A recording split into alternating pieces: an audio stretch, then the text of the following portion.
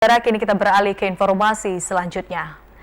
Lantaran harga pakan ternak ayam terus mengalami kenaikan, membuat harga komoditi telur di sejumlah pasar Kota Lubuk Linggau mengalami kenaikan.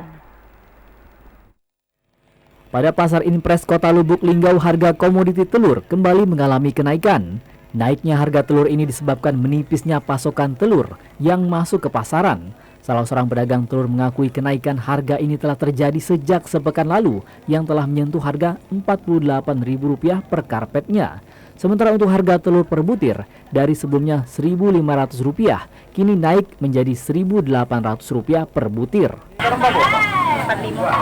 Berapa? 45. Untuk yang kecil? Yang besar? Yang besar 48. Besar 48. Yang kecil? Kecil 45. Oh. Sudah berapa lama ada kenaikan telur nih, Pak? 2 minggu. 2 minggu. Sebelumnya berapa? Sebelumnya 42. Sebelumnya 42 ya. Kalau kecil ya? Kenaikan harga telur menurut pedagang disebabkan dampak dari naiknya harga pakan ternak ayam beberapa waktu terakhir. Dari Lubuk Linggau, Ferry Setiawan, TVRI Sumatera Selatan melaporkan.